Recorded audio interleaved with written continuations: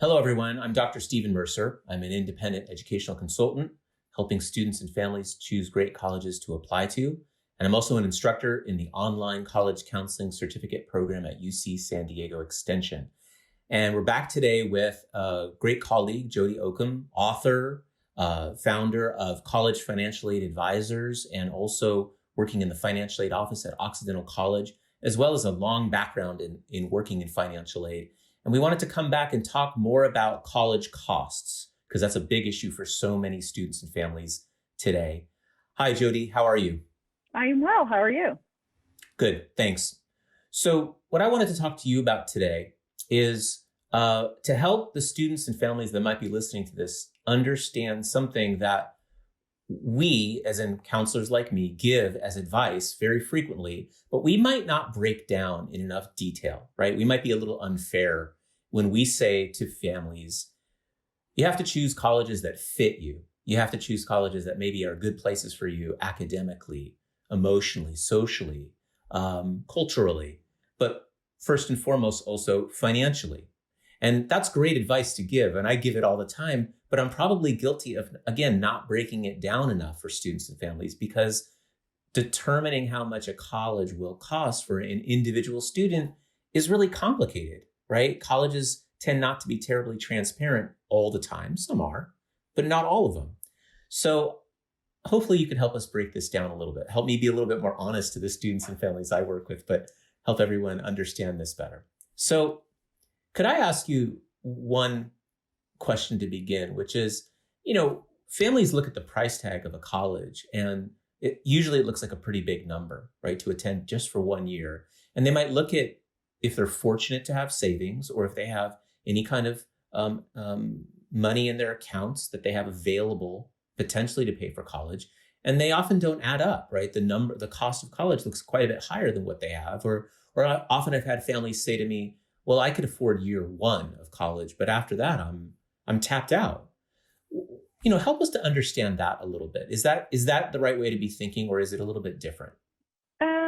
I think it's the right way. I think that, we could break down the way you approach or the way families approach their bill. So let's talk about billing. And I know that's the end of the process, but if we bring it to the forefront of saying to a family, how were you planning on paying? So we always start, how were you planning on paying? Whether it's income, cash, savings, relatives, loans, any of those answers are great. But let's talk about how a college bills. The first thing they do is they mark the college price on the website. It's the marked up price. So that's full cost of attendance. But when they bill, they only bill for tuition, room, board, and fees. So if a family wants to know how much they're going to owe each time, that tuition, room, board, and fees is going to be divided in half if it's a semester school, or in thirds if it's a quarter school, or depending on how they work. It doesn't mean that the rest of the marked up price is not going to come from the family, but that's not going to go directly to the college. It's probably going to go to the student in some way. That's the first thing. Do you want to elaborate or ask a question about that? Well, just to clarify then, so when somebody looks up on the college website or paperwork that they might receive, and there's a big number, a big cost of college, all colleges give a number that includes portions that are an estimate for books, perhaps health insurance, travel back and forth, things like that, that are not directly billed by the college at that time. Okay. Exactly. So those are the indirect costs, and the tuition, room, board, and fees are the direct costs. Okay. That's what they're looking at that time. I think when families are beginning the process, they also want to check out tools. I'm a huge fan of tools, so I'll always talk about different tools that I love, that I use, and that's the net price calculator. So the net price calculator, otherwise known as NPC, is located on each college website. On the financial aid page, they're regulated. It's mandatory to have a net price calculator. And families can figure out by using their adjusted gross income, other line items from their tax return to complete the net price calculator and find out what that college is going to possibly give them in financial aid. And that is something that has been around for a while. We used to think it was a ballpark and not the best tool, but right now I lean my families into that tool to get used to the number that the net price calculator is going to give them. I am glad to hear you say that you have a lot of confidence in that, because I remember not so long ago, several years ago now, maybe a decade, I'm not quite certain, when the net price calculator was mandated by law or policy. And my experience at first was that many colleges scrambled to meet that obligation, and that the net price calculators often weren't very accurate, or the colleges didn't really put a lot of effort into the back end calculation and just kind of tried to satisfy the law.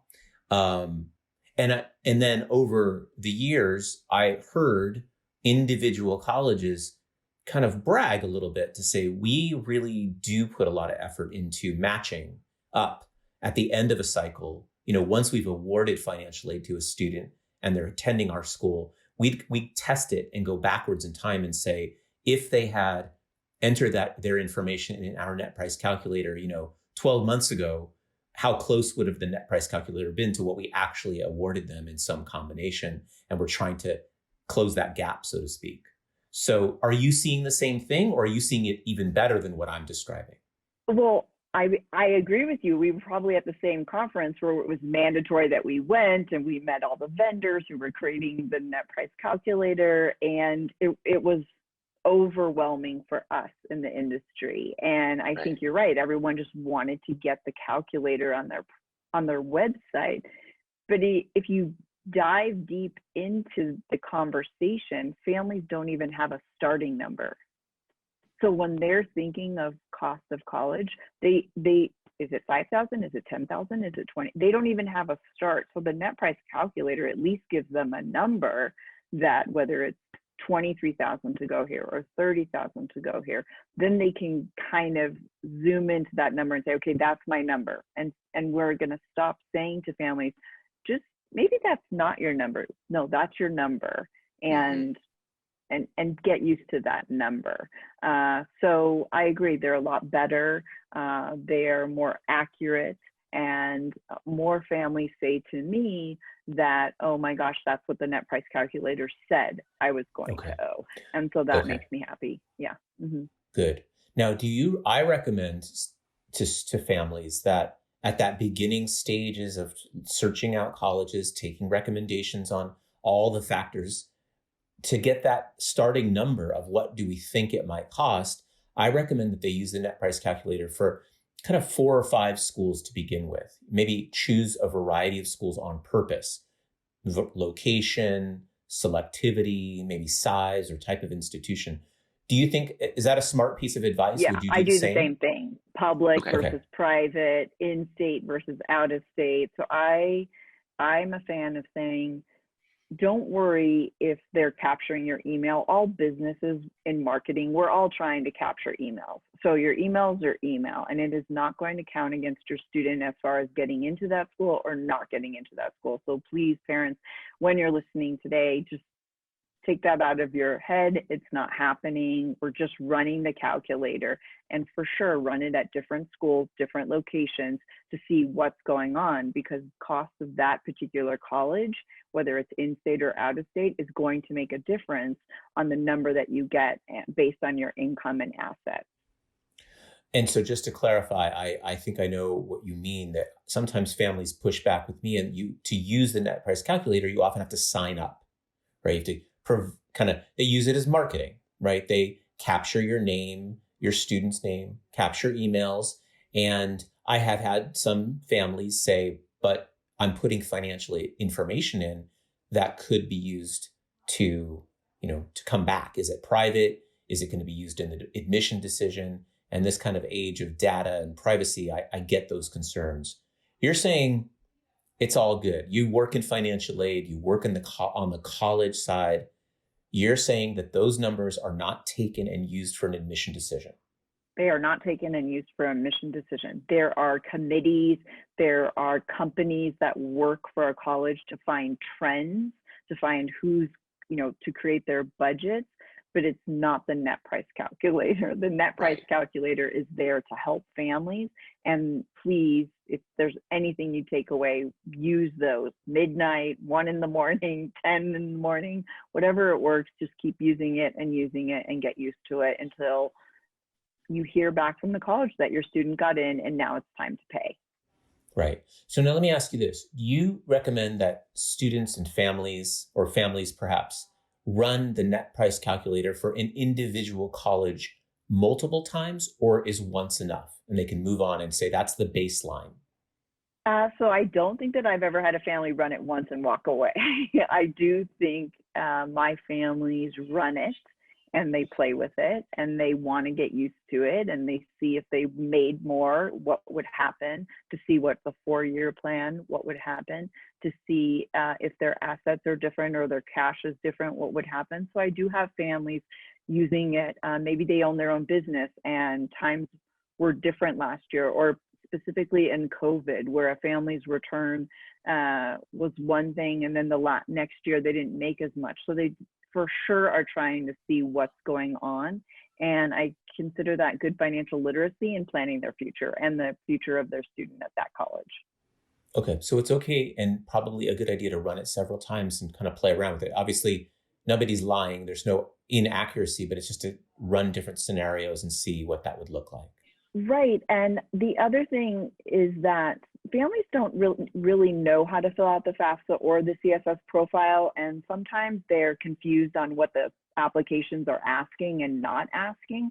So, when they're doing that, they're also trying to figure out, how am I going to fill out that application? So it is a good tool in the sense that it's helping with that. Okay. So let me ask you a question. So this happens for a lot of families I work with. They fill out the net price calculators. They give it a real honest, try multiple times. And it comes back saying, you're probably not going to get a lot of financial aid, if any at all, right? Your income and your assets really don't meet the threshold. And a family who comes back to me very concerned, exasperated, sometimes saying, we're using this tool correctly. And we see the cost of college is extraordinary for us. This doesn't make sense. We don't know how we're going to pay for this if we're not going to be eligible for aid from these colleges. What do you say to them? I mean, that's true. That's true. And so now it's time to talk about whether you're a need eligible family or a no need family or an eligible family. And I think I always the next sentence I always say to that, Stephen, is what's your plan? Are you planning to pay? Or are you planning to tell your student, no, I'm so sorry, we only have this amount and we can't afford that school? That conversation needs to happen very early on. If you're going to make it work as a family, great. If you're not, terrific.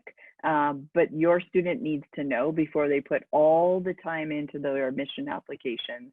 And at the end, you finally say, I'm so sorry, we can't afford that. They need to know up front so that maybe, and this isn't certainly my niche, but knowing when we talk about fiscal fit, knowing what you're going to pay, do you have colleges on the list that are lower in cost, higher in cost? Maybe the higher the cost of the school, there's more ability to receive financial aid. All those things need to be considered when we're talking about fit also. So adding to your list. Got it. So, and those are conversations that I have too about families, right? As long as they're clear. We sometimes talk about a community college option, which is here in California, we're so fortunate to have a great pathway from excellent community colleges onto 4-year schools, which can really have an impact on the overall cost. And in most states, there are awesome options for lower cost public institutions as opposed to private. So there's lots of options to talk about. What do you say to a family though? Because families come to me with this and say, all right, well, we're a no need family. We filled out the forms. We've done the tests. we're not going to qualify for aid based on, our income and assets. And yet we are not willing to pay the amount of money. We're just going to apply for scholarship. That'll take care of it. How much do you see people bringing in scholarship? First, let's start with what are called outside scholarships, right? Scholarships that students apply to from organizations, non-for-profits, foundations, corporations, community-based organizations of some sort, when they go apply and get a check for $5,000 or something like that. How often do you see that? And what do you see on the college side? So I don't see it a lot. That doesn't mean I don't think that they should apply. So I know a lot of the owners who own some of the private sites, and the secret, you can tell it now, we'll lean in, and the secret is applying to 60, 70 scholarships, 1,500, and keep that going throughout the 4 years. Students need to close down their circle of where they're trying to get money. When you're using private scholarships, the circle's huge. You're competing against students all over the globe. So you want to try in your neighborhood, in your high school, in your community, local organizations to try and earn that money. But there are scholarships out there for everything, and I encourage students to apply. This is the time. We're in times where it's uncertain and it's new, and any place that you can look for buckets of money, look for buckets of money. Do it when you're not filling out admissions applications, you're not sitting for your APs. Do it when it's a little bit calmer for you and you can think. And so I encourage you to do that. Applying to scholarships at colleges is a great way of narrowing that circle. So filling out your FAFSA or your CSS profile to apply for colleges, whether it's on the merit side or financial aid side. In times like we are today, you want to apply for everything, open every door, go through every door, don't close any door, don't second guess, because we really live in a time where things are uncertain and we don't know, and we want students to be able to receive the most amount of money they can for college. I think you touched on something that I get worried about when I talk to students who say they're just going to apply for scholarship and that'll take care of what they think they need to pay because it is so expensive. That you touched on that notion that in order to really make a big dent in paying for 4 years of college from outside scholarships, you have to put in a remarkable amount of effort. There has to be multiple applications that go out for scholarships. Right. You said, 50 or 60 applications because you're in competition, and the dollar amounts of each of those scholarships, assuming you win them, isn't terribly high, but can add up, right? So if you're really, really, really focused and you really put a lot of effort, you can make it work, but it's a big effort, right? Mm-hmm. It's a big effort, but students, I encourage you, if you're watching this, there's ways to do it. Keep track of dates and scholarships and links and amounts, and you can do it, but it takes time, and that's okay. Time can equal money. That's right. What I, in response to that, often try to direct students towards is, instead of trying to put all of your eggs in that basket, think more carefully about where you're applying in the first place. And if you really are a no-need family where you're not going to qualify for need-based aid, and you do believe you'll need to rely on some type of scholarship, merit, or whatever it is, look carefully at what the school offers in terms of merit.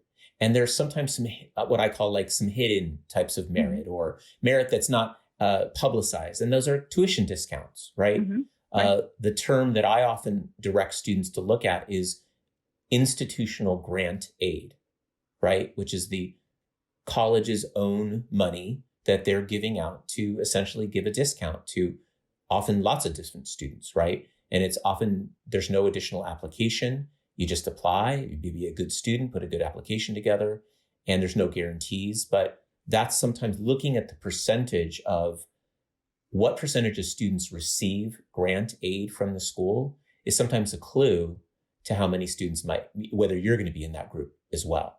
Is that an accurate way of maybe thinking about it? Yeah, and I mean, let's give our listeners today a little bit of a hint on how to do some of it.